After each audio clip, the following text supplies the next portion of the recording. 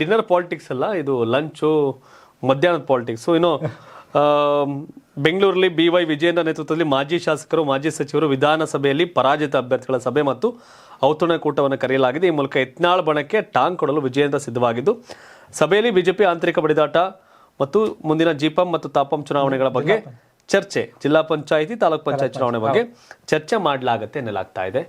ಒಬ್ಬ ಬಿಜೆಪಿ ರಾಜ್ಯಾಧ್ಯಕ್ಷ ಸಭೆ ಕರಿಬಹುದು, ಕರೆದಿದ್ದಾರೆ. ರಾಜ್ಯಾಧ್ಯಕ್ಷ ಎಲ್ಲ ಅಂದರೆ ಕರೆಯೋಕ್ಕಾಗ್ತಿರ್ಲಿಲ್ಲ. ಈ ಕೆಲಸವನ್ನು ಮೊದಲಿಂದ ವಿಶ್ವಾಸಕ್ಕೆ ತಗೊಂಬಂದ್ರೆ ಸಮಸ್ಯೆ ಆಗ್ತಿರ್ಲಿಲ್ಲ. ವಿಜಯೇಂದ್ರ ತಾನೇ ತೋಡಿದ ಹಳ್ಳಕ್ಕೆ ಬಿದ್ದು ಈಗ ಆಡ್ತಿದ್ದಾರೆ. ಇವತ್ತಿನ ಬಿಜೆಪಿ ಭಿನ್ನಮತಕ್ಕೆ ಮೂಲ ರೂವಾರಿ ವಿಜಯೇಂದ್ರ. ಬಿಜೆಪಿ ಅಧ್ಯಕ್ಷ ಅನ್ನೋದು ಒಂದು ಅವಕಾಶ, ನಾಟ್ ಅಧಿಕಾರ ಅಲ್ಲ. ವಿಶ್ವಾಸಕ್ಕೆ ತಗೊಂಡು ಹೋಗ್ಬೇಕಾಗಿತ್ತು. ಒಂದು 4 ಜನ ಕಟ್ಕೊಂಡು ಬಿಜೆಪಿ ಅಂದ್ರೆ ಟೀಮ್ ಲೀಡರ್. ಹೌದು, ವಿಜಯೇಂದ್ರ ಬಿಜೆಪಿ ಅನ್ನೋ ಟೀಮ್ಗೆ ಲೀಡರ್. ಬಟ್ ವಿಜಯೇಂದ್ರ ಬಿಜೆಪಿಯಲ್ಲಿ ತಂಡದ ಲೀಡರ್ ಆಗವ್ರೆ, ಒಂದು 4 ಜನ ಕಟ್ಕೊಂಡು.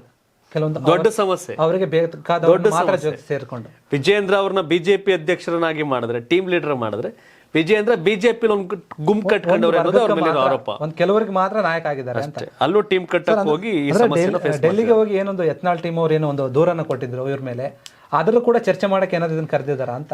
ಹಂಗೆಲ್ಲ ಮಾಡಿದ್ರೆ ಅಲ್ಲೆಲ್ಲ ಗುರ್ರ ಅಂತಾರೆ. ಯಾಕಂದ್ರೆ ಫಸ್ಟ್ ಹೋಗಿದ್ದು ಇವರೇ ಹೈಕಮಾಂಡ್ ಹತ್ರ ವಿಜಯೇಂದ್ರ. ಅದನ್ನೇ ಇವ್ರ ಮನೆ ಒಳಗಡೆ ಮಾಡ್ಕೊತಾರೆ. ಪಾರ್ಟಿ ಮೀಟಿಂಗ್ ಕರೆದ್ಬಿಟ್ಟು ಭಿನ್ನಮತೀಯರ ವಿರುದ್ಧ ಚರ್ಚೆ ಮಾಡ್ಲಿಕ್ಕೆ ಸಾಧ್ಯ ಇಲ್ಲ. ಹೈಕಮಾಂಡ್ ನೋಡ್ಕೋಬೇಕು ಅದನ್ನ. ಇವ್ರೇನೋ ಮಾಡೋಕ್ಕಾಗಲ್ಲ ಇವ್ರ ಕೈಲಿ. ಇದನ್ನ ಮಾಡೋಕ್ಕಾಗಿದ್ರೆ ಯತ್ನಾಳ್ ಬಾಯಿಗೆ ಬೀಗ ಹಾಕಿದ್ರೆ ಆಗಕ್ಕಾಗತ್ತೇನೆ ಇವ್ರ ಕೈಲಿ? ಆಗಲ್ಲ. ಎಸ್,